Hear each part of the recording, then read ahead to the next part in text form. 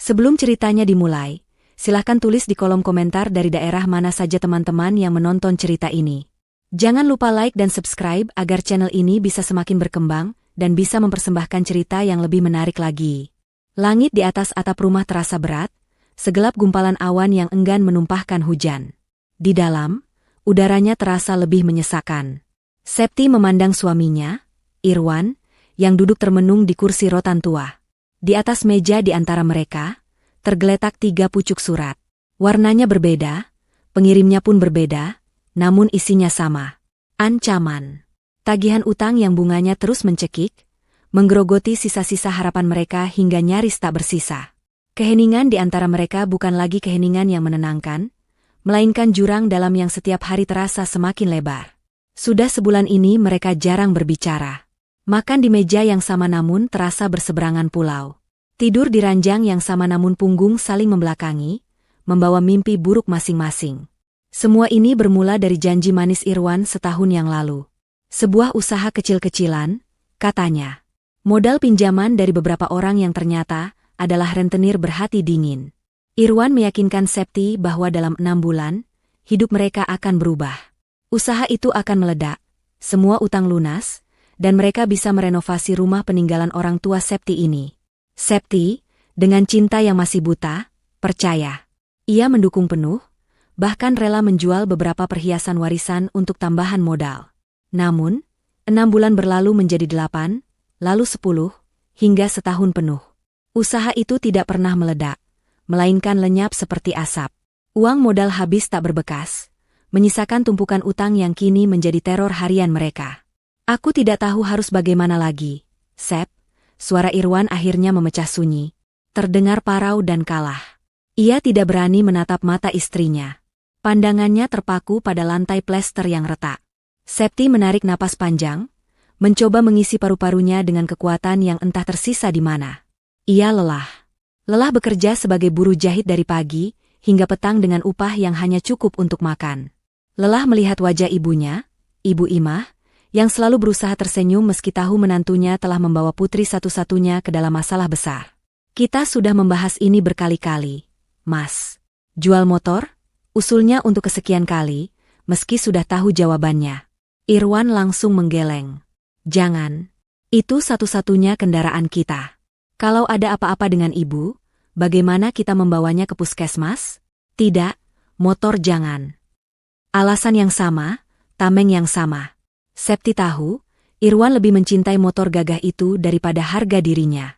Motor itu adalah satu-satunya simbol kejantanan yang tersisa, setelah usahanya gagal total dan ia kini lebih banyak menganggur di rumah. Septi memejamkan mata sejenak. Bayangan wajah orang-orang berbadan tegap yang datang menagih utang 2 minggu lalu melintas di benaknya. Cara mereka berbicara, cara mereka menatap seisi rumah, seolah mengukur harga setiap perabotan untuk disita. Puncaknya adalah ketika salah satu dari mereka menunjuk pada Ibu Imah yang sedang duduk di dalam, lalu berkata dengan nada sinis, "Kalau tidak bisa bayar, orang tuamu saja suruh kerja." Kalimat itu menghantam Septi lebih keras dari tamparan. Saat itulah sebuah keputusan nekat mulai terbentuk di dalam kepalanya. Keputusan yang menyakitkan, namun terasa seperti satu-satunya pintu keluar dari labirin gelap ini. Malam itu, setelah Irwan tertidur dengan pulasnya seolah tak punya beban, Septi masuk ke kamar ibunya. Ibu Imah belum tidur. Wanita tua itu duduk di tepi ranjang.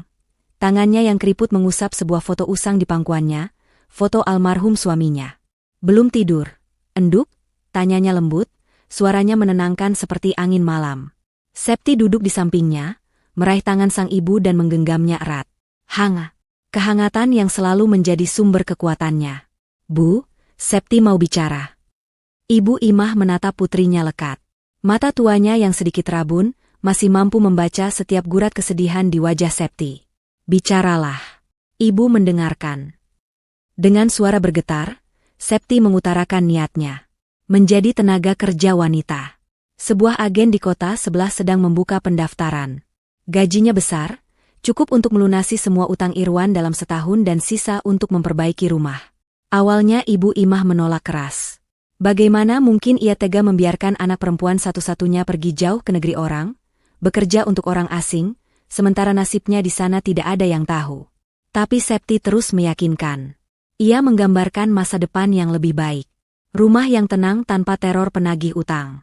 Irwan bisa memulai lagi usahanya dengan benar. Dan yang terpenting, ibu bisa hidup tenang di masa tuanya. Lalu siapa yang menjagamu di sini, Bu? Septi tidak tega meninggalkan ibu sendiri.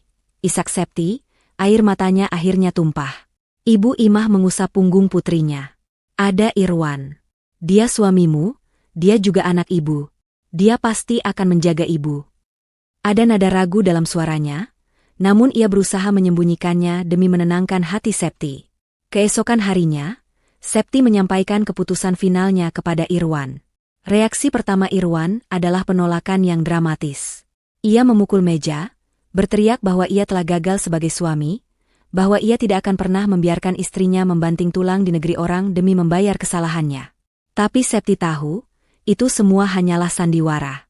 Di balik semua drama itu, ia melihat sebersit kelegaan di mata suaminya. Kelegaan karena beban itu akan segera terangkat dari pundaknya. Setelah sandiwara penolakan itu usai, Irwan berubah menjadi suami yang paling suportif. Ia yang mengantar Septi mengurus semua surat-surat, ia yang memuji keberanian istrinya, dan ia yang bersumpah di hadapan Septi dan Ibu Imah. Sore itu, di ruang tengah yang menjadi saksi bisu semua masalah mereka, Irwan bersimpuh di hadapan Ibu Imah. Ia meraih kedua tangan ibu mertuanya dan menciumnya. Air matanya mengalir deras, membasahi punggung tangan yang keriput itu. Ibu, Irwan mohon maafkan semua kesalahan Irwan. Irwan janji, selagi Septi pergi, Irwan yang akan menjaga ibu. Irwan akan menjadi anak ibu. Makan, minum, kesehatan ibu, semua akan Irwan urus. Jangan khawatirkan apapun. Irwan akan pastikan ibu hidup nyaman dan bahagia sampai Septi pulang nanti. Septi yang melihat pemandangan itu ikut risak. Secercah harapan tumbuh di hatinya. Mungkin ini adalah titik balik bagi Irwan. Mungkin rasa bersalah ini akan mengubahnya menjadi pria yang lebih bertanggung jawab. Ibu Imah mengangguk pelan, mengusap kepala menantunya. Ibu percaya padamu, Wan. Jaga dirimu, jaga juga rumah ini. Malam sebelum keberangkatan, Septi membuka sebuah kotak kayu kecil. Di dalamnya ada sebuah kalung emas sederhana dengan liontin berbentuk bunga. Itu adalah satu-satunya peninggalan berharga dari almarhum ayahnya. Ia mengambil kalung itu dan membawanya ke kamar sang ibu. Ibu Imah sudah terbaring di ranjangnya.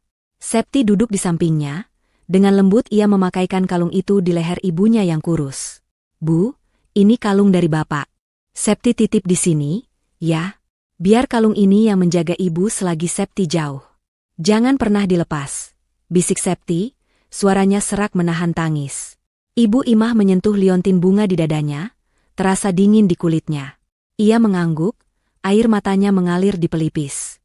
Ia memeluk putri satu-satunya itu dengan erat, pelukan yang syarat akan doa dan kekhawatiran yang tak terucapkan.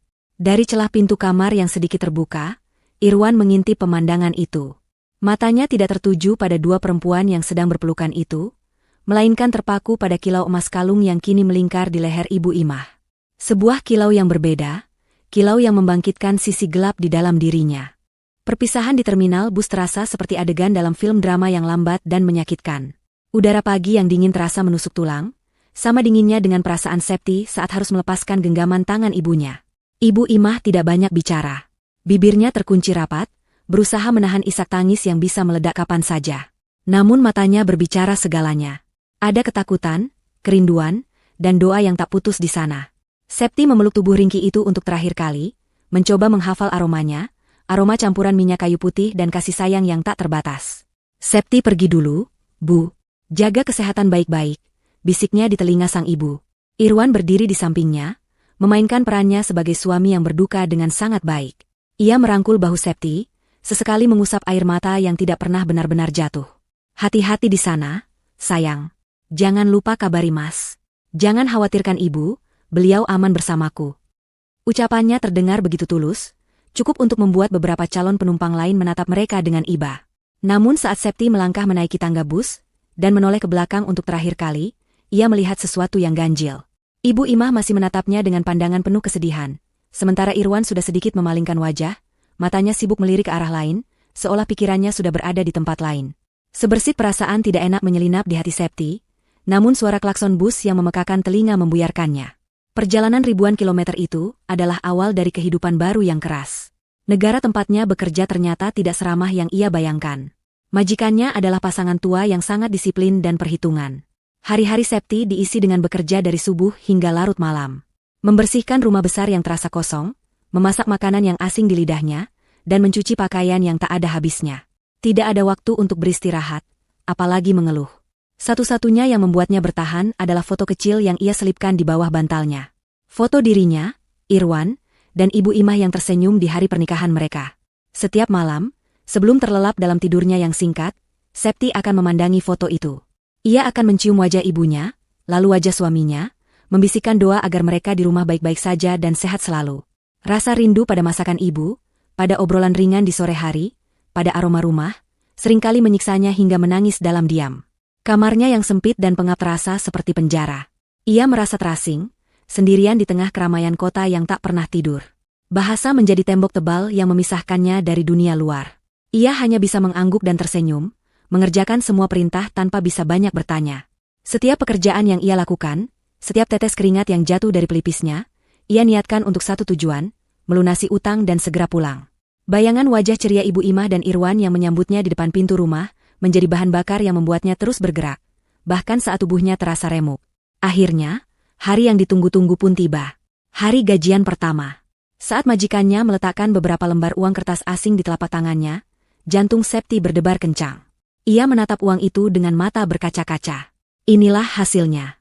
Hasil dari semua lelah, rindu, dan air mata yang ia tahan selama sebulan penuh. Jumlahnya bahkan lebih besar dari yang ia bayangkan. Malam itu, ia tidak bisa tidur. Ia berulang kali menghitung uang itu, memastikan tidak ada yang salah. Pikirannya melayang ke kampung halaman. Uang ini bisa membayar cicilan utang pertama yang paling besar. Sisanya cukup untuk kebutuhan makan sebulan, untuk membeli vitamin dan susu untuk ibu, dan mungkin Irwan bisa membeli bibit tanaman untuk mengisi kebun belakang. Senyum terukir di bibirnya untuk pertama kalinya setelah sebulan. Keesokan harinya, di hari liburnya yang pertama, Septi pergi ke pusat kota untuk mengirimkan uang. Dengan bantuan seorang teman sesama pekerja migran, ia berhasil menemukan agen pengiriman uang. Dengan tangan sedikit gemetar karena gugup dan bahagia, ia mengisi formulir, menuliskan nama Irwan dan nomor rekeningnya. Tolong pastikan uang ini sampai secepatnya. Pak, ini sangat penting, pesannya pada petugas. Petugas itu hanya mengangguk rutin. Namun bagi Septi, transaksi itu terasa begitu sakral. Ia merasa seperti sedang mengirimkan harapan, mengirimkan potongan nyawanya kembali ke rumah. Setelah uang terkirim, Septi segera mencari wartel untuk menelepon ke rumah. Jantungnya berdebar tidak karuan, membayangkan suara bahagia Irwan dan ibunya. Setelah beberapa kali nada sambung, akhirnya telepon diangkat. Halo? Suara Irwan terdengar di seberang. Mas, ini aku, Septi. Seru Septi, tak bisa menyembunyikan kegembiraannya. Sayang, ya Tuhan, akhirnya kamu menelepon. Mas kangen sekali. Suara Irwan terdengar begitu riang dan penuh semangat. Bagaimana kabarmu di sana? Kamu sehat, kan? Tidak ada yang macam-macam, kan? Septi tertawa lega. Semua kekhawatirannya menguap begitu saja. Aku baik-baik saja, Mas. Aku sehat. Mas dan Ibu bagaimana kabarnya? Aku rindu sekali. Kami juga baik, baik sekali. Apalagi sekarang. Tadi Mas baru cek, uang kirimanmu sudah masuk. Terima kasih banyak. Sayang, kamu benar-benar menyelamatkan kita. Syukurlah kalau sudah masuk. Langsung bayarkan utang yang paling besar ya, Mas. Sisanya tolong belikan semua keperluan ibu. Vitaminnya jangan lupa, belikan juga susu kalsium yang mahal itu, tidak apa-apa. Terus belikan ibu makanan yang enak-enak. Pesan Septi panjang lebar. Pasti, sayang, pasti. Kamu tenang saja. Justru itu yang mau Mas ceritakan. Tadi pagi, setelah uangnya masuk, Mas langsung ajak ibu ke pasar. Mas belikan beliau ayam kampung, ikan segar, buah-buahan. Beliau senang sekali. Ini sekarang kami baru saja selesai makan siang enak, cerita Irwan dengan antusias. Hati Septi menghangat, membayangkan ibunya bisa makan enak. Syukurlah, Mas. Aku senang sekali mendengarnya. Boleh aku bicara dengan ibu sekarang? Aku ingin dengar suaranya. Tiba-tiba ada jeda sejenak di seberang telepon. Oh, ibu? Suara Irwan terdengar sedikit ragu. Waduh, sayang, ibu baru saja masuk ke kamar. Beliau kecapean habis jalan-jalan di pasar tadi. Sekarang lagi istirahat, kasihan kalau dibangunkan. Tadi juga sudah minum obatnya obatnya itu bikin cepat mengantuk. Septi sedikit kecewa, namun ia bisa mengerti. Oh, begitu ya? Ya sudah, tidak apa-apa. Salam saja untuk ibu, ya. Bilang aku rindu sekali. Pasti, nanti Mas sampaikan. Kamu jaga diri baik-baik di sana, ya. Jangan terlalu lelah bekerja. Setelah beberapa menit lagi bertukar kabar, telepon pun ditutup. Septi meletakkan gagang telepon dengan perasaan campur aduk. Di satu sisi ia sangat bahagia karena uangnya sudah sampai dan suaminya terdengar begitu perhatian pada ibunya. Namun di sisi lain, ada sesuatu yang terasa mengganjal. Saat Irwan sedang berbicara tadi, samar-samar Septi mendengar suara dari latar belakang. Bukan suara televisi biasa. Terdengar seperti suara musik dangdut dengan volume yang cukup kencang, diselingi suara tawa cekikikan yang bukan seperti tawa ibunya. Ibunya tidak pernah suka musik sekeras itu. Septi mencoba menepis pikiran buruk itu. Mungkin hanya tetangga yang sedang punya hajatan. Mungkin ia hanya salah dengar.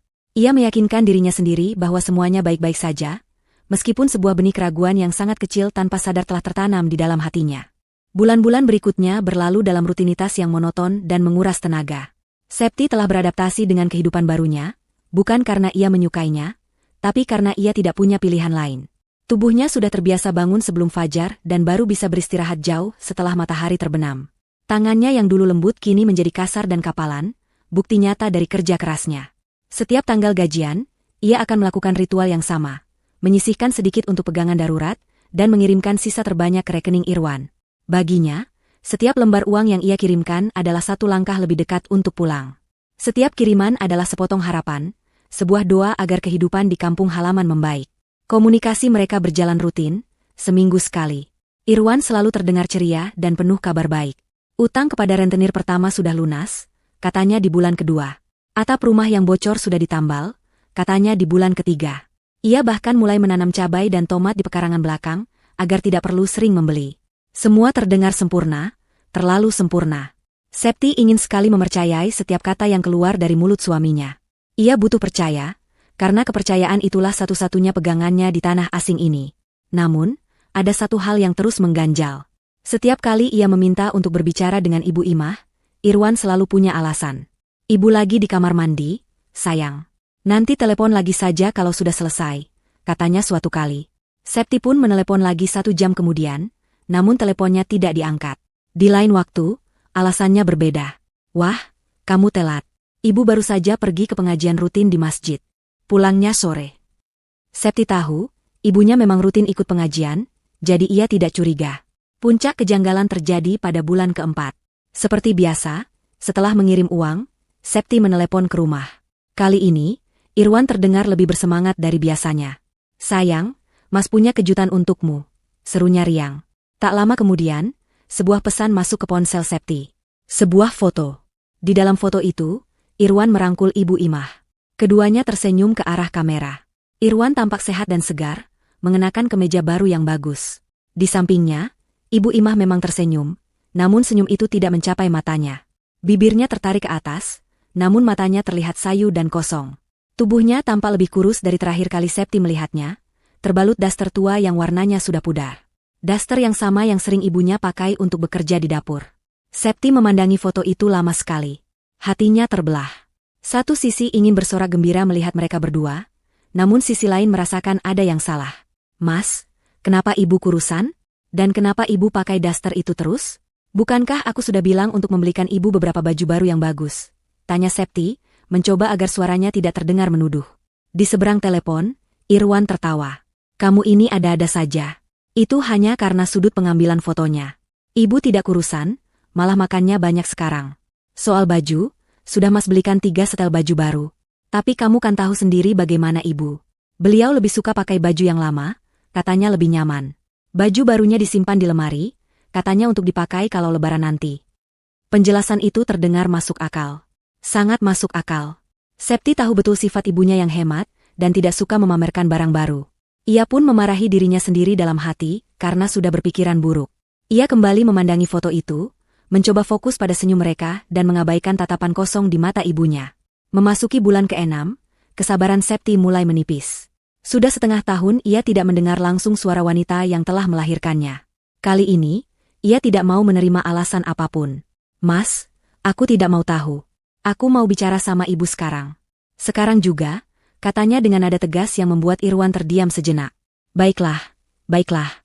Sebentar, Mas panggilkan. Terdengar suara langkah kaki dan panggilan samar. Tak lama kemudian, suara yang paling ia rindukan akhirnya terdengar, namun suara itu membuatnya lebih cemas. Halo, Enduk. Suara Ibu Imah terdengar sangat lemah, nyaris seperti bisikan. Tidak ada energi, tidak ada kehangatan seperti yang biasa ia dengar. Ibu, ini Septi, Bu. Ibu apa kabar? Ibu sehat, kan? Tanya Septi cepat, jantungnya berdebar kencang. Iya, Enduk, Ibu sehat. Jawabannya singkat dan terdengar ragu. Benarkah? Suara Ibu kok lemah sekali? Apa Ibu sakit? Ibu makan apa hari ini? Vitaminnya diminum teratur, kan? Apa Mas Irwan merawat Ibu dengan baik? Septi memberondong ibunya dengan pertanyaan, berharap mendapatkan jawaban yang menenangkan. Hening sejenak. Terdengar suara tarikan napas berat. Ibu makan sama telur. Vitamin ada. Irwan baik. Setiap kata diucapkan dengan jeda, seolah membutuhkan seluruh tenaga hanya untuk berbicara. Sebelum Septi sempat bertanya lebih jauh, telepon itu sudah diambil alih. Sudah ya, sayang, suara Irwan kembali terdengar. Kasihan Ibu, bicaranya masih susah karena baru sembuh dari batuk pilek. Nanti malah kambuh lagi kalau banyak bicara. Yang penting kamu sudah dengar sendiri kan? Semuanya baik-baik saja. Telepon pun ditutup. Septi berdiri mematung di bilik wartel yang pengap. Tubuhnya terasa dingin. Penjelasan Irwan tentang batuk pilek sama sekali tidak menenangkannya. Insting seorang anak memberitahunya bahwa ada sesuatu yang sangat tidak beres. Suara ibunya yang lemah dan jawaban yang terputus-putus itu terus terngiang di telinganya.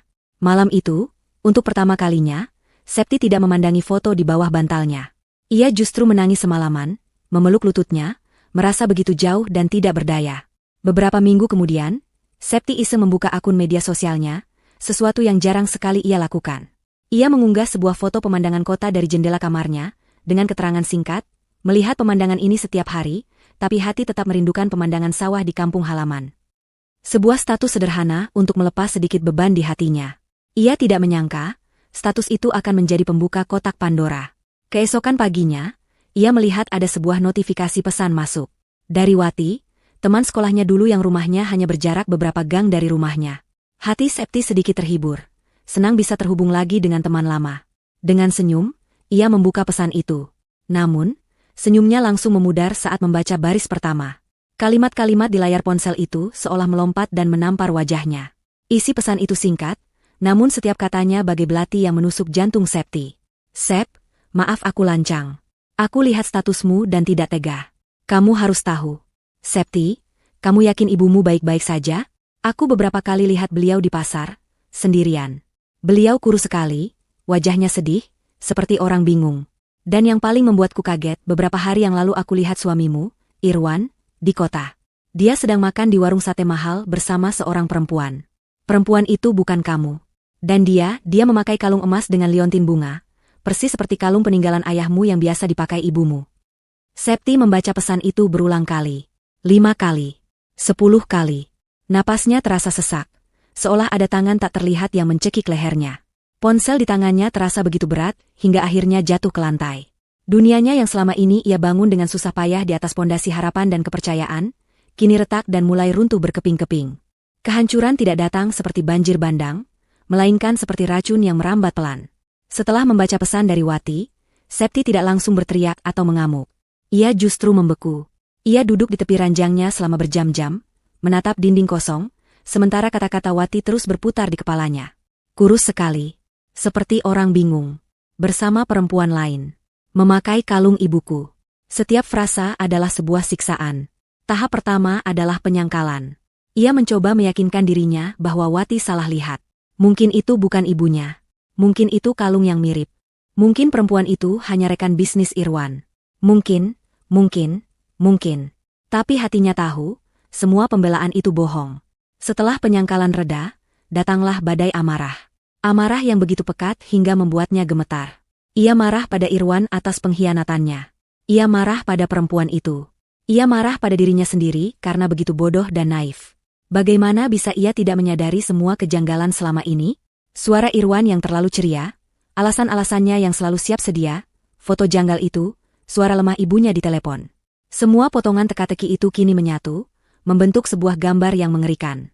Ia telah ditipu. Ibunya telah disakiti. Uang hasil keringatnya telah dinikmati oleh suaminya bersama wanita lain. Amarah itu kemudian memudar, menyisakan ketakutan yang paling murni. Ketakutan akan kondisi ibunya. Jika apa yang Wati katakan benar, seberapa parah keadaan ibunya saat ini? Apakah ibunya makan dengan benar? Apakah ibunya sakit? Gambaran ibunya yang sendirian dan kebingungan di pasar menghantuinya tanpa henti. Malam itu, Septi tidak tidur sedetik pun. Di tengah keheningan malam negeri orang, sebuah keputusan telah mengeras di dalam hatinya. Ia harus pulang. Bukan nanti, bukan bulan depan. Tapi sekarang juga. Keesokan harinya, dengan mata bengkak namun pikiran yang setajam pisau, Septi menyusun rencana. Ia tahu ia tidak bisa menunjukkan kecurigaannya. Ia harus tetap bersandiwara, untuk yang terakhir kalinya. Ia menelepon Irwan. Kali ini, ia memasang suara seramah mungkin, seolah tidak pernah terjadi apa-apa. Ia mengobrol ringan tentang pekerjaannya, tentang cuaca, lalu dengan nada sesantai mungkin, ia melancarkan serangannya. Mas, aku tiba-tiba kepikiran. Kalung emas ibu masih dipakai, kan? Jangan sampai hilang, ya. Itu berharga sekali buatku. Di seberang sana, Irwan tertawa ringan. Tawa yang kini terdengar memuakan di telinga Septi. Tentu saja, sayang. Ibu pakai setiap hari, kok. Tidak pernah dilepas. Justru kalung darimu itu yang membuat ibu selalu semangat. Kilauannya bikin ibu makin cantik. Jawab Irwan, suaranya lancar tanpa sedikit pun keraguan. Darah Septi terasa mendidih. Kebohongan yang begitu mulus. Itulah paku terakhir di peti mati kepercayaannya. Oh, syukurlah kalau begitu. Sampaikan salamku untuk ibu, ya, Mas. Ia menutup telepon sebelum suaranya bergetar karena amarah. Sekarang semuanya jelas. Tidak ada lagi keraguan. Langkah selanjutnya adalah yang paling sulit, meminta izin pada majikannya. Ia tidak mungkin mengatakan alasan yang sebenarnya. Ia pun mengarang sebuah cerita. Ia mengatakan bahwa ada urusan pembagian warisan tanah di kampung yang mengharuskannya pulang untuk menandatangani surat-surat penting. Ia memohon dengan sangat, menunjukkan raut wajah sedih, dan berjanji akan kembali secepatnya. Untungnya, majikannya yang melihat kinerjanya selama ini baik, memberinya izin selama 10 hari. Dengan izin di tangan, Septi segera menghubungi Wati, memintanya bantuan untuk memesankan tiket pesawat secara online. Ia mentransfer semua sisa tabungan daruratnya. Uang yang seharusnya untuk berjaga-jaga jika ia sakit, kini ia gunakan untuk membeli tiket demi mengobati luka hatinya. Saat Wati mengirimkan bukti pemesanan tiket, jantung Septi berdebar kencang. 3 hari lagi, dalam 3 hari, ia akan pulang. 2 malam berikutnya terasa seperti selamanya. Septi berkemas dalam senyap, memasukkan beberapa potong pakaian ke dalam tas ransel tuanya. Tidak ada oleh-oleh, tidak ada hadiah. Ia hanya membawa pulang hati yang hancur dan amarah yang siap meledak. Ia mengirim pesan singkat pada Wati, "Aku akan pulang hari Jumat. Tolong jangan bilang siapa-siapa. Aku ingin memberi kejutan." Wati hanya membalas dengan emoji jempol. Akhirnya, hari kepulangan itu tiba. Perjalanan menuju bandara terasa kabur. Pikirannya dipenuhi berbagai skenario mengerikan. Bagaimana jika ia menemukan ibunya dalam kondisi sakit parah? Apa yang akan ia lakukan saat melihat wajah Irwan dan wanita itu? Di dalam pesawat yang terbang membelah awan, Septi tidak bisa tenang. Ia bukan lagi Septi yang berangkat setengah tahun lalu, wanita naif yang penuh harapan. Ia kini adalah seorang wanita yang terluka, yang datang untuk mencari kebenaran dan menuntut keadilan. Perasaan rindu untuk pulang kini telah lenyap, digantikan oleh debaran cemas yang terasa seperti genderang perang. Setelah belasan jam perjalanan yang melelahkan, roda pesawat akhirnya menyentuh landasan pacu di Indonesia. Pengumuman dari pilot terdengar samar-samar di telinga Septi. Jantungnya berdegup semakin kencang. Ia sudah tiba di tanah air. Namun ini tidak terasa seperti sebuah kepulangan. Tidak ada rasa lega atau bahagia. Yang ada hanyalah perasaan tegang seolah ia akan melangkah masuk ke sebuah arena pertarungan. Ia memandang keluar jendela, melihat hamparan daratan negerinya sendiri, namun yang ia rasakan bukanlah kehangatan, melainkan hawa dingin dari sebuah kebenaran pahit yang sebentar lagi akan ia hadapi. Ia menarik napas dalam-dalam. Kejutan itu akan segera dimulai. Keluar dari bandara yang sejuk dan modern terasa seperti melompat ke dalam tungku api. Panas dan kelembapan udara tropis langsung menyergap Septi, membasahi keningnya dengan keringat. Udara yang dulu begitu ia rindukan, kini terasa menyesakan.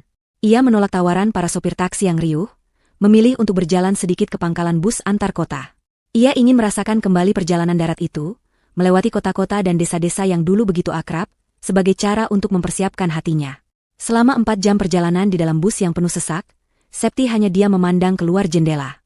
Sawah-sawah hijau, rumah-rumah penduduk, dan warung-warung kecil di pinggir jalan, semua tampak sama seperti saat ia tinggalkan, namun terasa begitu asing.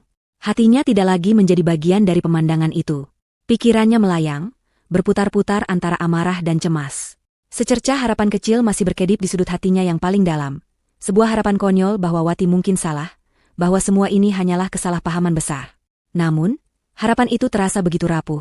Siap padam oleh hembusan angin kebenaran yang paling pelan sekalipun.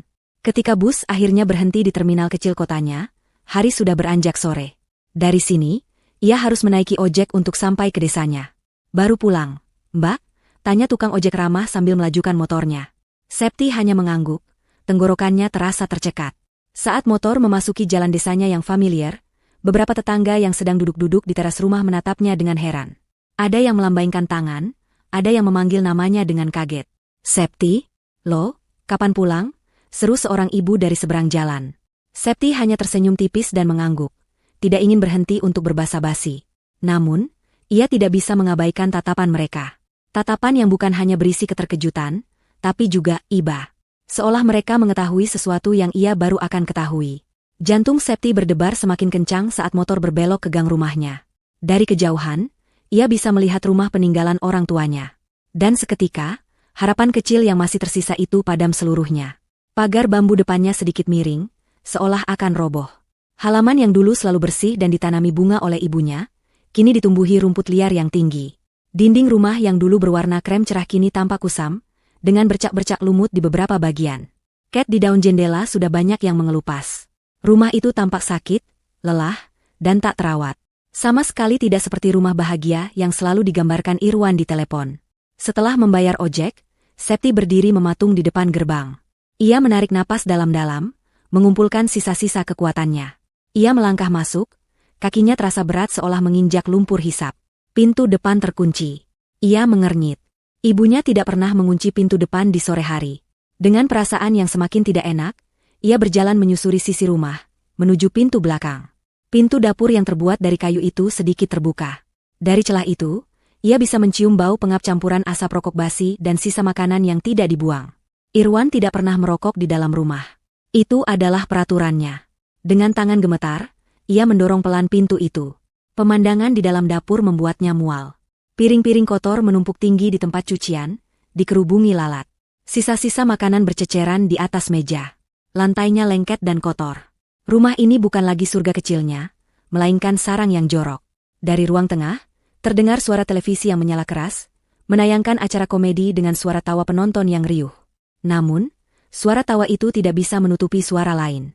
Suara yang membuat darah Septi serasa berhenti mengalir. Suara yang penuh dengan kebencian dan penghinaan. Itu adalah suara suaminya, Irwan.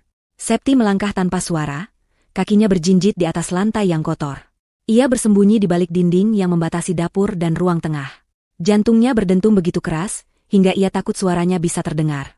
Ia mengintip dari celah dinding. Dan di sanalah, di ruang tengah itu, neraka pribadinya sedang berlangsung. Tapi sebelum ia bisa mencerna pemandangan yang ada di depannya, ia mendengar suara itu lagi. Kali ini lebih jelas, lebih tajam, dan setiap katanya adalah belati yang mengiris hatinya hingga cabik. Cepat pel lantainya, dasar orang tua tidak berguna. Gerakanmu lambat sekali seperti siput. Kalau bukan karena uang dari anakmu yang bodoh itu, sudah kuusir kau dari sini. Jadi pembantu saja tidak becus. Kalimat itu menghantam Septi dengan kekuatan sebuah palu godam. Anakmu yang bodoh itu. Kata-kata itu bergema di dalam kepalanya, mematikan semua fungsi tubuhnya. Ia berdiri membeku, napasnya tertahan di tenggorokan. Rasa sakit yang ia rasakan melebihi apapun yang pernah ia bayangkan. Ini bukan lagi sekadar pengkhianatan. Ini adalah penghancuran total atas semua yang pernah ia anggap berharga. Cintanya, pengorbanannya, dan kehormatan ibunya. Di balik dinding itu, Septi yang naif telah mati. Yang tersisa hanyalah seorang wanita dengan hati yang telah menjadi batu. Setelah mendengar kalimat biadab itu, Septi memaksa matanya untuk melihat, untuk menjadi saksi atas kebenaran yang paling menyakitkan. Pemandangan di ruang tengah itu akan terpatri selamanya dalam ingatannya, sebuah lukisan hidup tentang kekejaman dan pengkhianatan. Di sana, di tengah ruangan, adalah ibunya. Ibu Imah yang dulu selalu ia banggakan karena kelembutan dan senyumnya, kini hanyalah bayangan dari dirinya yang dulu. Tubuhnya bungkuk, kurus kering hingga tulang-tulang di punggungnya tercetak jelas di balik daster lusuhnya. Rambutnya yang memutih tampak kusam dan acak-acakan. Dengan tangan gemetar, ia mendorong kain pel bolong di atas lantai, gerakannya begitu pelan dan penuh susah payah. Wajahnya menunduk, tatapannya kosong, seolah jiwa di dalam tubuh ringkih itu telah lama pergi. Ia tampak seperti seorang tahanan di rumahnya sendiri. Dan di atas sofa, duduklah sang raja dan ratu iblis. Irwan, suaminya, bertelanjang dada, perutnya sedikit membuncit, kulitnya bersih. Ia tampak sehat dan cukup gizi.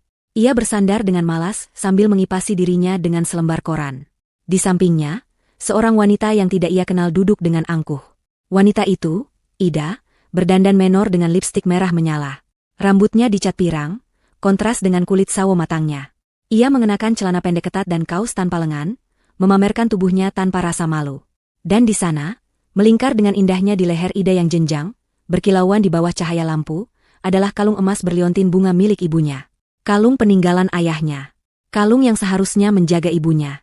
Kini, kalung itu menjadi hiasan bagi seorang pelacur, dipakai sambil menyaksikan penderitaan pemiliknya yang sah. Pemandangan itu sudah cukup untuk membuat darah Septi mendidih. Namun, apa yang terjadi selanjutnya adalah percikan bensin yang menyulut api neraka di dalam dirinya. Irwan, yang sedang mengunyah sepotong paha ayam goreng, dengan santai melemparkan tulang yang sudah bersih ke lantai yang baru saja dipel oleh Ibu Imah. "Nih, bersihkan lagi. Jorok sekali pekerjaanmu," bentaknya tanpa menoleh. Ida tertawa melengking, suara yang memuakan. Ia menyendok sisa nasi dan lauk dari piringnya, lalu dengan sengaja menumpahkannya ke lantai, tidak jauh dari tempat tulang ayam tadi. "Nih, kalau kau lapar, makan saja sisa kami," katanya dengan nada mengejek yang luar biasa. Tawa mereka berdua meledak, mengisi ruangan yang pengap itu dengan suara kejahatan. Cukup. Semuanya sudah cukup. Septi tidak bisa lagi menahan diri. Namun, ia tidak berteriak. Tidak. Amarahnya terlalu besar untuk sebuah teriakan. Dengan langkah yang anehnya terasa tenang dan mantap, ia melangkah keluar dari persembunyiannya. Suara langkah kakinya yang pelan membuat Irwan dan Ida berhenti tertawa. Mereka menoleh ke arah sumber suara. Waktu seolah berhenti. Mata Irwan membelalak, mulutnya sedikit terbuka, paha ayam yang hendak ia gigit berhenti di udara. Wajah Ida berubah dari angkuh menjadi pucat pasi dalam sekejap. Mereka menatap Septi seolah melihat hantu. Septi tidak memedulikan mereka. Pandangannya lurus tertuju pada ibunya, yang juga telah berhenti mengepel dan kini menatapnya dengan mata berkaca-kaca, campuran antara tidak percaya, lega, dan takut. Septi berjalan melewati mereka berdua, menghampiri tumpahan makanan di lantai. Dengan gerakan yang lambat dan disengaja, ia berjongkok, menyendok kembali nasi dan tulang belulang itu ke dalam piring dengan tangan kosong. Lalu, ia berdiri. Ia berjalan mendekati sofa. Irwan mulai sadar dari keterkejutannya. Septi, sayang, kapan kamu pulang? Ini tidak seperti yang kamu lihat." Gagapnya, mencoba berdiri, mencoba mencari kebohongan baru. Septi tidak menjawab. Tatapannya dingin seperti es. Tanpa ekspresi, ia menumpahkan seluruh isi piring itu tepat di atas kepala Irwan. Nasi, sisa lauk, dan tulang ayam itu meluncur turun, mengotori rambut, wajah, dan tubuh telanjangnya. Irwan terkesiap, kaget dan jijik. "Apa yang kau lakukan?" "Hah?" teriak Irwan, amarahnya meledak. Saat itulah bendungan di dalam diri Septi pecah. "Apa yang aku lakukan?" balasnya berteriak, suaranya serak dan bergetar karena emosi yang meluap. "Seharusnya aku yang bertanya. Apa yang kalian lakukan pada ibuku di rumahku?" Ida, yang sedari tadi hanya diam ketakutan, mencoba membela diri. "Aku tidak tahu apa-apa. Dia yang mengajakku ke sini." "Diam kau, pelacur," bentak Septi, matanya yang menyala kini beralih pada Ida. "Lepaskan kalung itu. Itu bukan milikmu." Pertengkaran hebat pun tak terhindarkan. Ruangan itu penuh dengan teriakan, makian, dan sangkalan. Irwan berusaha keras membela diri dengan berbagai kebohongan, namun semuanya terdengar konyol dan putus asa. Di tengah kekacauan itu, Ibu Imah, yang melihat putrinya kini ada di sisinya, menemukan kembali sedikit kekuatannya. Sambil menangis terseduh-seduh, ia akhirnya bersuara. "Dia jahat, Enduk, dia jahat. Setiap hari ibu disuruh bekerja. Uang kirimanmu tidak pernah diberikan pada ibu. Ibu sering tidak makan. Kalung itu, dia merampasnya dari leher ibu." Pengakuan lirih itu adalah puncaknya. Semua sangkalan Irwan menjadi tidak berarti. Septi menatap suaminya dengan tatapan penuh kebencian. Semua cinta yang pernah ia miliki untuk pria itu telah lenyap, berganti menjadi abu yang dingin. Ia tidak lagi melihat pria yang pernah ia nikahi, melainkan monster yang menjijikan. Emosinya tiba-tiba mereda, berganti menjadi ketenangan yang menakutkan. Ia mengangkat tangannya, menunjuk lurus ke arah pintu depan. Suaranya tidak lagi berteriak, melainkan rendah, dingin, dan tidak bisa dibantah. Keluar. Irwan terdiam, menatapnya tidak percaya. Aku bilang, keluar, ulang Septi, setiap kata diucapkannya dengan penekanan. Bawa perempuan ini dan pergi dari rumahku. Sekarang juga. Jangan bawa apapun kecuali baju yang menempel di badan kalian. Perintahnya mutlak. Kekuatan kini telah berpindah tangan. Sang korban telah bangkit menjadi hakim yang akan menjatuhkan putusannya. Perintah Septi yang dingin dan mutlak itu menggantung di udara, lebih berat dari keheningan yang mencekam sesudahnya. Irwan menatapnya, keterkejutan di wajahnya perlahan berubah menjadi seringai mengejek. Ia seolah tidak percaya bahwa perempuan yang selama ini ia anggap lemah, penurut, dan mudah dibodohi, kini berani memberinya perintah. Ia tertawa, sebuah tawa serak yang kering dan penuh penghinaan. Tawa itu adalah usahanya untuk merebut kembali kendali, untuk menunjukkan bahwa Septi tidak punya kuasa apa-apa. Keluar, kau mengusirku, katanya, melangkah maju satu langkah, mencoba mengintimidasi Septi dengan postur tubuhnya. Sisa-sisa nasi masih menempel di rambutnya. Kau lupa ini rumah siapa? Aku suamimu. Aku kepala keluarga di sini. Seharusnya kau bersujud di kakiku, berterima kasih karena aku masih mau menampung ibumu yang tidak berguna ini.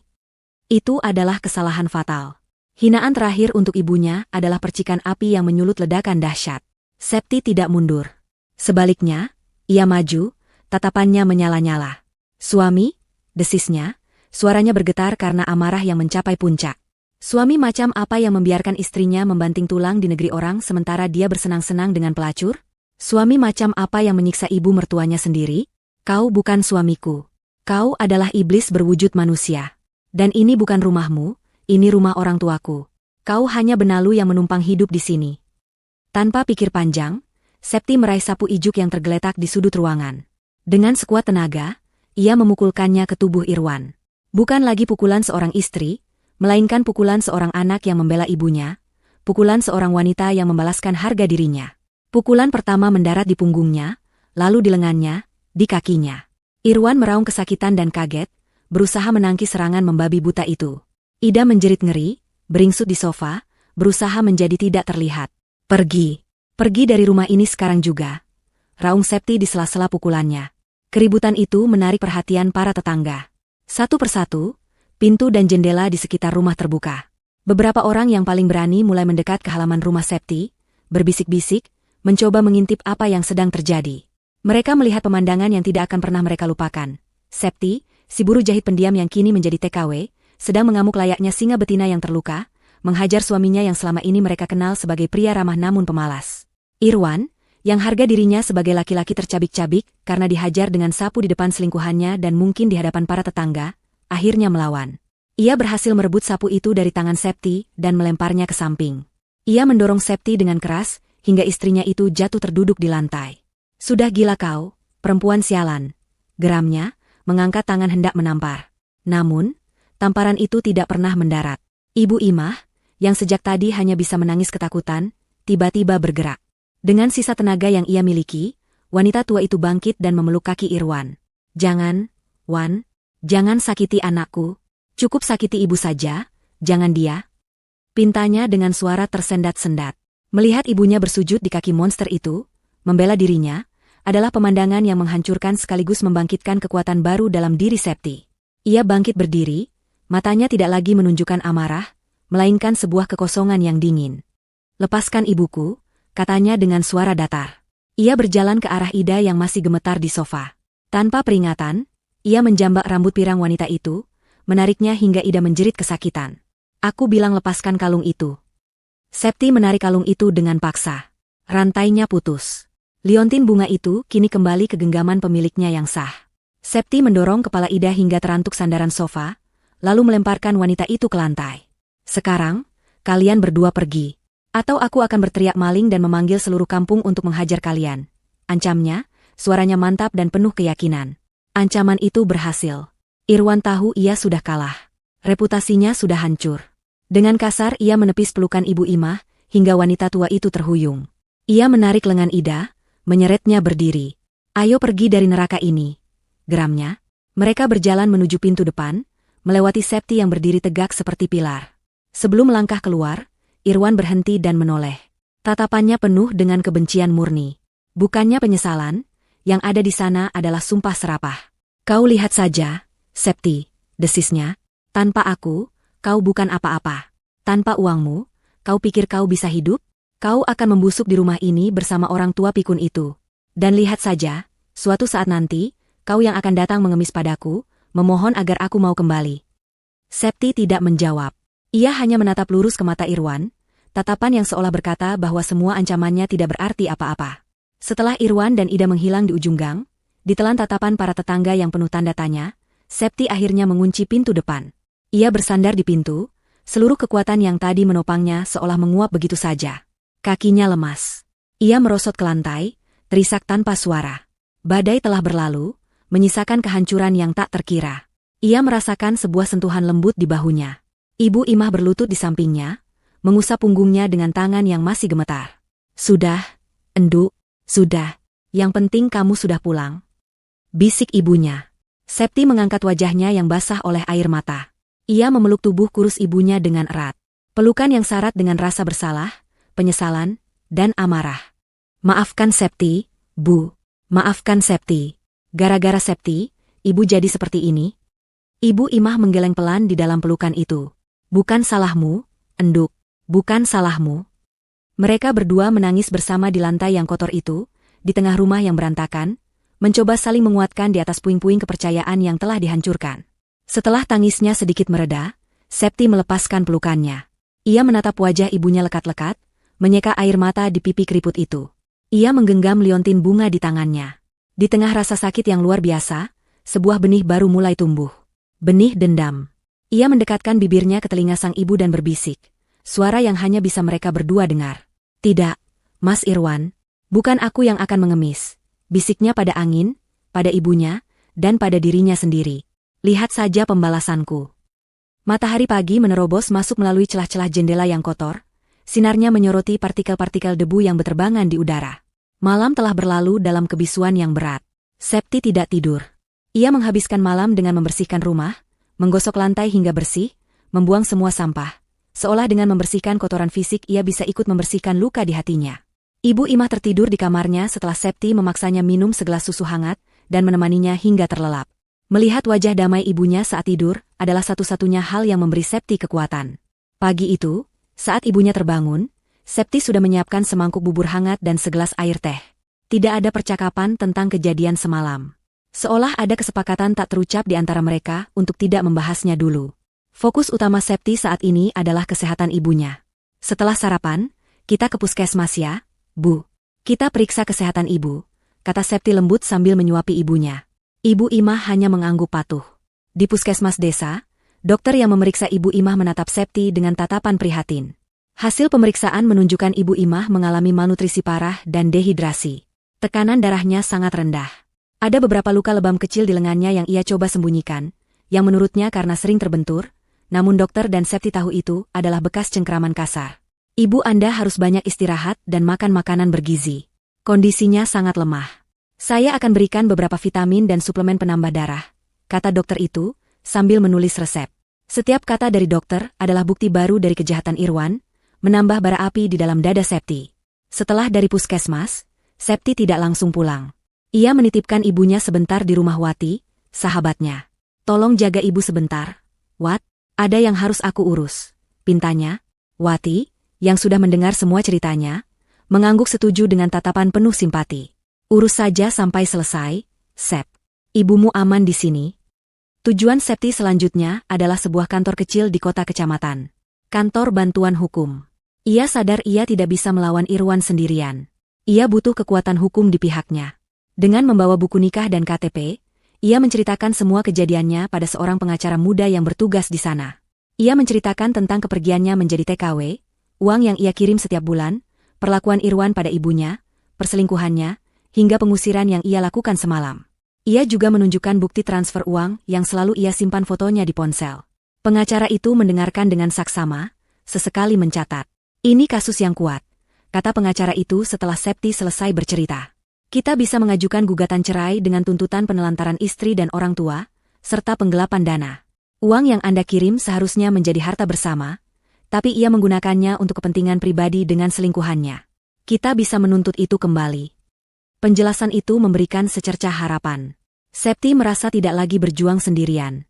Namun, untuk menuntut uangnya kembali, ia harus tahu kemana saja uang itu pergi. Disinilah peran Wati menjadi krusial.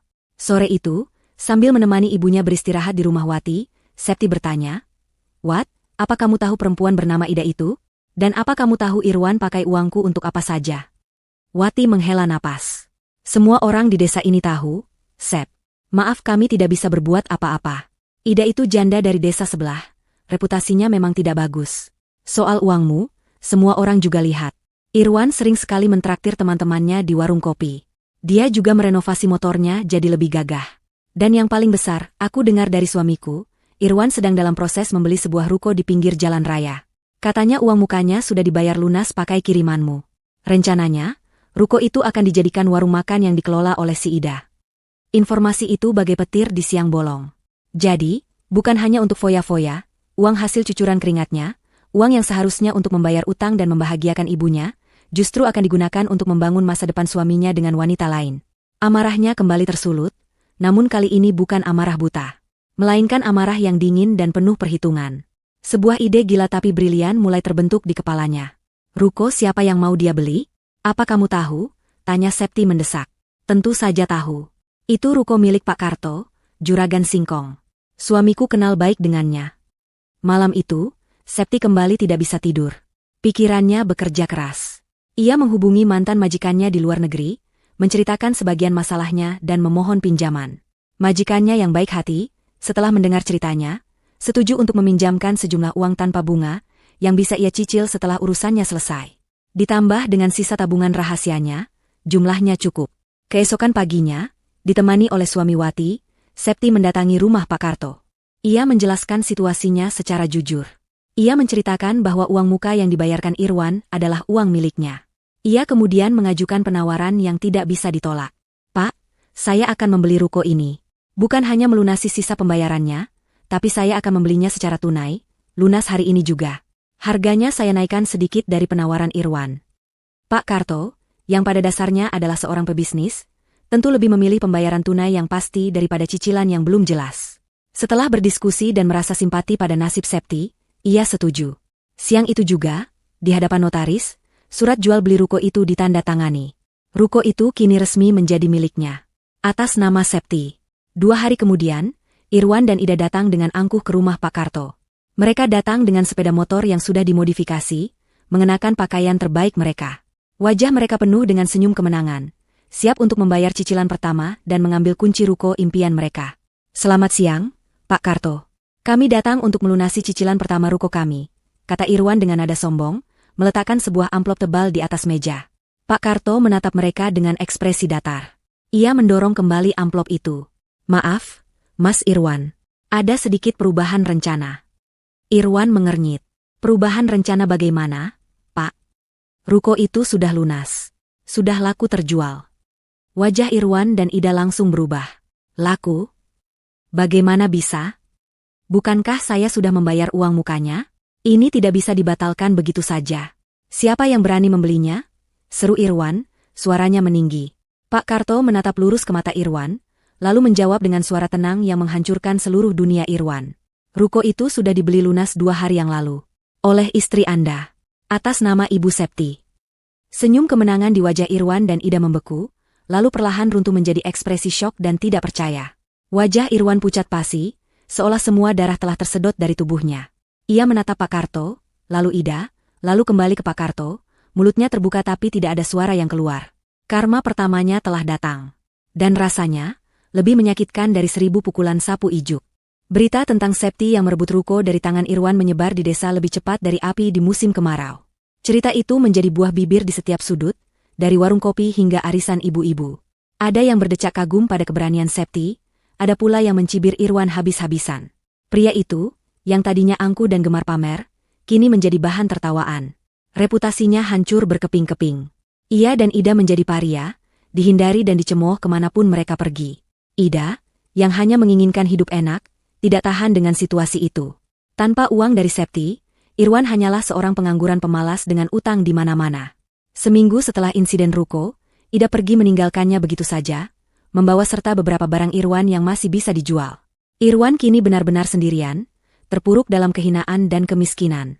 Sementara Irwan mulai merasakan buah pahit dari perbuatannya, Septi justru sibuk menanam benih masa depannya. Ruko yang berhasil ia dapatkan tidak ia biarkan kosong. Dengan sisa uang pinjaman dan tabungannya, ia merenovasi tempat itu. Bukan menjadi warung makan biasa seperti rencana Irwan, melainkan sebuah usaha catering masakan rumahan. Ia menamainya Dapur Ibu Imah. Baginya, nama itu adalah sebuah penghormatan, sebuah pernyataan bahwa semua ini ia lakukan demi ibunya.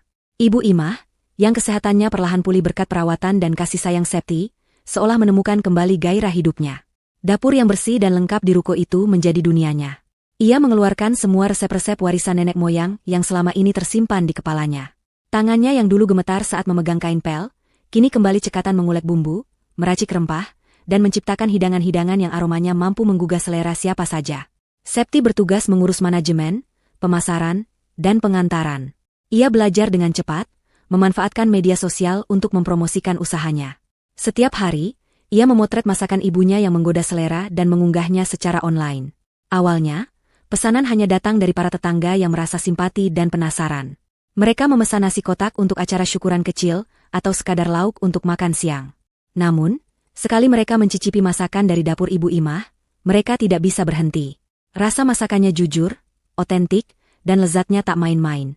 Bumbu rendangnya meresap sempurna, opor ayamnya gurih dan lembut, sambal terasinya pedasnya pas. Dari mulut ke mulut, reputasi dapur Ibu Imah menyebar. Pesanan mulai berdatangan dari kantor-kantor di kota kecamatan, lalu dari sekolah-sekolah, bahkan untuk acara pernikahan. Dalam waktu 6 bulan, usaha catering itu melesat. Septi harus merekrut beberapa ibu-ibu tetangga untuk membantu di dapur dan bagian pengantaran. Ruko itu kini selalu ramai, penuh dengan aroma masakan yang harum dan tawa ceria para pekerjanya. Ibu Imah menjadi ratu di dapurnya. Ia tidak lagi terlihat seperti wanita tua yang ringkih dan menyedihkan. Punggungnya kembali tegap, pipinya berisi, dan matanya selalu berbinar-binar saat melihat orang-orang menikmati masakannya. Ia menemukan kembali harga dirinya di antara wajan dan panci. Ia bukan lagi beban, melainkan sumber dari kesuksesan putrinya. Di sisi lain, kehidupan Irwan terjun bebas ke titik terendah. Ditinggal Ida dan dijauhi semua orang, ia terpaksa menjual motor kesayangannya untuk menyambung hidup dan membayar sebagian kecil utangnya pada rentenir baru. Uang itu habis dalam sekejap. Tanpa keahlian apapun dan dengan reputasi yang buruk, tidak ada yang mau memberinya pekerjaan. Ia mencoba melamar menjadi penjaga toko, ditolak. Ia mencoba menjadi tukang ojek, tidak ada yang mau naik motornya. Akhirnya, dengan terpaksa, ia mengambil satu-satunya pekerjaan yang tersisa bagi orang sepertinya. Menjadi kuli bangunan serabutan di sebuah proyek besar di pinggir jalan raya. Pekerjaan yang berat dan kasar dengan upah harian yang pas-pasan. Suatu siang yang terik, debu beterbangan ditiup angin panas. Irwan sedang beristirahat di bawah pohon, memandangi jalanan dengan tatapan kosong. Kausnya basah oleh keringat, tubuhnya legam terbakar matahari, dan tangannya melepuh karena mengangkat adukan semen. Tiba-tiba, sebuah mobil box baru berhenti tepat di seberang jalan. Di sisi mobil itu, tertulis dengan jelas, Dapur Ibu Imah, catering lezat, harga bersahabat, lengkap dengan nomor telepon. Jantung Irwan serasa berhenti berdetak. Itu adalah ruko yang seharusnya menjadi miliknya. Pintu ruko terbuka. Dari dalam, keluar Septi. Istrinya, atau lebih tepatnya, mantan istrinya. Penampilannya sangat berbeda. Ia mengenakan blus yang rapi dan jilbab yang modis. Wajahnya bersih dan cerah, memancarkan aura percaya diri. Ia tidak lagi terlihat seperti buruh jahit yang kuyu atau TKW yang kelelahan. Ia terlihat seperti seorang pengusaha sukses. Ia sedang tertawa, berbicara di telepon sambil memberi arahan pada salah satu pekerjanya yang menurunkan bahan makanan dari mobil. Kemudian, pintu ruko terbuka lagi. Ibu Imah keluar, menyusul Septi. Wanita tua itu mengenakan daster batik yang bersih dan bagus. Rambutnya disanggul rapi. Ia tersenyum lebar sambil membawa segelas minuman untuk Septi. Mereka berdiri di sana sejenak, ibu dan anak, tertawa bersama di bawah papan nama usaha mereka. Mereka tampak begitu bahagia, begitu damai, begitu utuh. Saat itulah, mata Septi tanpa sengaja melirik ke seberang jalan. Pandangannya bertemu langsung dengan mata Irwan. Selama beberapa detik yang terasa seperti keabadian, mereka saling menatap. Septi tidak menunjukkan ekspresi apa-apa. Tidak ada amarah, tidak ada benci, tidak ada kemenangan. Yang ada hanyalah tatapan datar, seolah ia sedang melihat orang asing, seonggok debu jalanan yang tak berarti. Kemudian, ia memalingkan wajahnya, kembali tertawa dan berbincang dengan ibunya, seolah Irwan tidak pernah ada. Bagi Irwan, tatapan dingin itu lebih menyakitkan daripada ribuan pukulan. Di saat itulah ia menyadari segalanya. Ia tidak hanya kehilangan seorang istri dan uangnya. Ia telah kehilangan sebuah keluarga, sebuah masa depan, dan rasa hormat. Ia melihat kebahagiaan yang seharusnya menjadi miliknya, kini berdiri kokoh di seberang jalan, dibangun di atas puing-puing pengkhianatannya. Mandor proyek meneriakkan namanya, menyuruhnya kembali bekerja. Dengan langkah gontai dan jiwa yang hancur, Irwan bangkit, kembali mengangkat cangkulnya. Karma itu telah datang, bukan dalam bentuk hukuman fisik, melainkan dalam bentuk kesadaran pahit yang akan menyiksanya seumur hidup. Proses perceraian berjalan lancar tanpa hambatan. Irwan tidak pernah muncul di persidangan. Ia terlalu malu, terlalu hancur untuk menunjukkan wajahnya. Hakim akhirnya mengetuk palu, mengabulkan semua tuntutan Septi. Hak asuh dan hak waris rumah jatuh sepenuhnya ke tangan Septi. Pengadilan juga memutuskan bahwa Irwan harus mengembalikan sejumlah uang yang telah ia salahgunakan, meskipun Septi tahu ia tidak akan pernah melihat uang itu lagi. Baginya, itu tidak penting. Yang terpenting adalah ia sudah bebas. Surat cerai resmi di tangannya terasa seperti sebuah deklarasi kemerdekaan. Kisah Septi menjadi legenda di desanya, bahkan menyebar ke kota-kota tetangga. Kisah tentang seorang TKW yang dikhianati lalu bangkit dari keterpurukan untuk membangun kerajaan bisnisnya sendiri. Ia menjadi simbol kekuatan dan inspirasi bagi banyak wanita. Dapur Ibu Imah semakin besar. Ia membuka cabang kecil di kota kecamatan dan melayani pesanan hingga keluar daerah. Namun, kesuksesan tidak membuatnya lupa diri. Ia masih Septi yang sederhana, yang setiap pagi masih menyempatkan diri menyuapi ibunya sarapan. Dengan keuntungan usahanya yang semakin besar, Septi melakukan sesuatu yang tidak pernah terpikirkan oleh siapapun.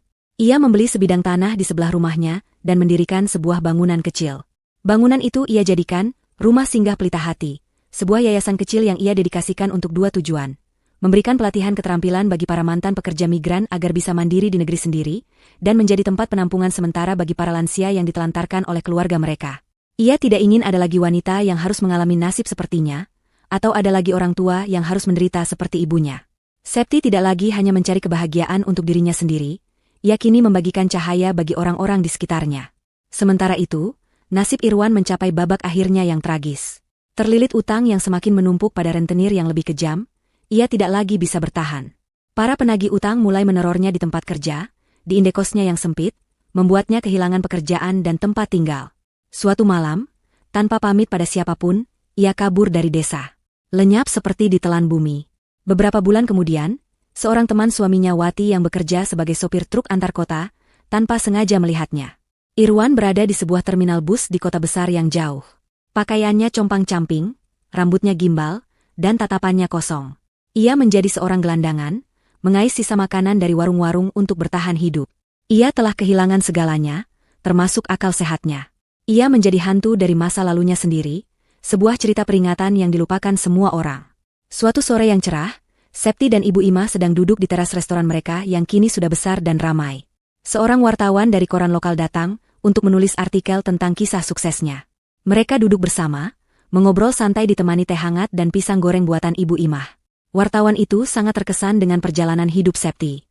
Setelah semua yang Anda lalui, pengkhianatan, rasa sakit, apa yang menjadi kekuatan terbesar Anda untuk bisa bangkit sekuat ini, Bu Septi? Tanya wartawan itu di akhir wawancara. Septi terdiam sejenak. Ia tidak menatap wartawan itu. Pandangannya beralih pada wanita yang duduk di sampingnya. Ia meraih tangan ibunya yang kini sudah kembali berisi, tangan yang telah memasak ribuan hidangan lezat. Ia menatap mata ibunya yang kini selalu bersinar penuh kebahagiaan dan kedamaian. Senyum tulus terukir di bibir Septi. Kekuatan terbesar saya, jawabnya lembut, suaranya terdengar jelas di antara riuh rendah suara pengunjung restoran. Doa dan senyum ibu saya. Dulu, saya pikir balas dendam terbaik adalah dengan membuatnya menderita. Tapi saya salah. Ia menghela napas, pandangannya menerawang ke arah langit senja yang berwarna keemasan. Balas dendam terbaik saya adalah dengan menjadi bahagia. Dan melihat ibu saya bisa tersenyum lagi setiap hari, hidup dengan terhormat dan damai di masa tuanya, itulah kemenangan terbesar saya. Membahagiakannya adalah pembalasan saya yang paling sempurna. Ibu Imah tersenyum, matanya berkaca-kaca karena haru. Ia mengeratkan genggaman tangannya pada tangan putrinya. Mereka berdua duduk di sana, menatap matahari yang perlahan terbenam di ufuk barat, melukis langit dengan warna-warna yang indah.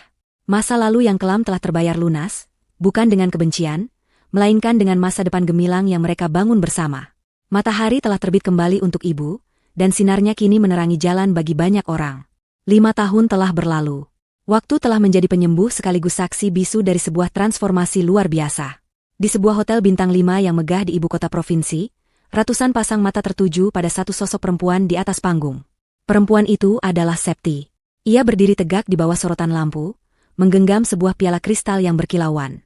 Ia baru saja dinobatkan sebagai pengusaha wanita inspiratif tahun ini, sebuah penghargaan bergengsi yang mengakui pertumbuhan bisnis dan dampak sosialnya. Dapur Ibu Imah tidak lagi hanya sebuah usaha catering lokal.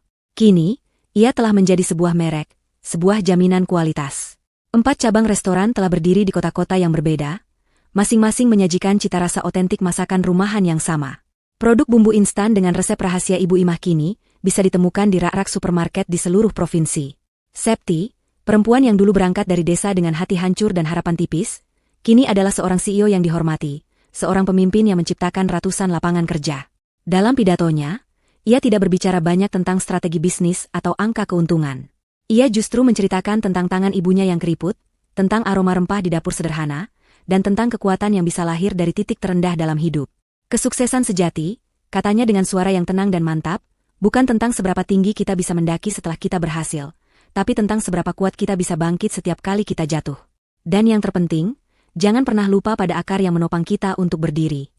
Tepuk tangan membahana memenuhi ruangan, namun pikiran Septi sudah berada di tempat lain. Baginya, piala kristal di tangannya terasa dingin. Penghargaan sejatinya terasa jauh lebih hangat, dan berada di kampung halamannya. Keesokan harinya, setelah menempuh perjalanan panjang, ia tidak langsung pulang ke rumahnya. Ia mengarahkan mobilnya ke rumah singgah pelita hati. Yayasan kecil itu kini telah berkembang pesat. Bangunannya lebih luas, halamannya asri, dan suasananya selalu penuh dengan kegiatan. Di ruang depan, beberapa perempuan mantan pekerja migran sedang sibuk dengan mesin jahit, mengerjakan pesanan seragam untuk sebuah sekolah lokal. Mereka adalah angkatan ketiga yang dilatih di sana. Salah satunya, seorang ibu bernama Anissa, menyambut Septi dengan senyum lebar. Dulu, Anissa pulang dari luar negeri dalam keadaan depresi dan tanpa tabungan. Kini, berkat pelatihan dan modal awal dari yayasan, ia sudah punya usaha konveksi kecil miliknya sendiri. Di teras belakang, beberapa lansia sedang duduk bercengkrama sambil menikmati teh hangat dan ubi rebus. Di antara mereka ada Pak Jaya, seorang kakek yang dulu ditemukan Wati sedang hidup sebatang kara di gubuk tuanya. Kini, ia tampak sehat, rapi, dan matanya tidak lagi kosong. Ia sedang asyik mengajari seorang anak dari desa sebelah cara membuat layang-layang. Melihat mereka semua, melihat kehidupan yang kembali tumbuh di tempat ini, itulah penghargaan yang sesungguhnya bagi Septi. Ini adalah kebun yang ia tanam dari air matanya sendiri, dan kini bunga-bunganya bermekaran dengan indah. Ia menghabiskan sisa sore di sana, mendengarkan cerita, berbagi tawa, dan merasakan kehangatan sebuah komunitas yang ia bangun dari nol. Pada saat yang hampir bersamaan, di sudut lain dunia yang terasa begitu jauh, sesosok pria kurus dengan pakaian compang-camping turun dari sebuah truk pengangkut pasir di perbatasan kota kecamatan. Pria itu adalah Irwan. Wajahnya legam terbakar matahari, rambutnya gondrong tak terurus, dan janggut tipis menutupi sebagian pipinya yang tirus. 5 tahun hidup di jalanan telah merenggut semua sisa kemanusiaannya. Ia telah menjadi bayangan, hidup dari belas kasihan orang, tidur di emperan toko, dan terus-menerus melarikan diri dari hantu utang dan masa lalunya. Sebuah kerinduan yang samar dan menyakitkan, kerinduan akan sesuatu yang bahkan ia tidak tahu apa, telah membawanya kembali ke tempat ini. Ia berjalan gontai tanpa tujuan, matanya menatap nanar ke sekeliling. Banyak yang telah berubah. Jalanan lebih ramai, bangunan lebih banyak.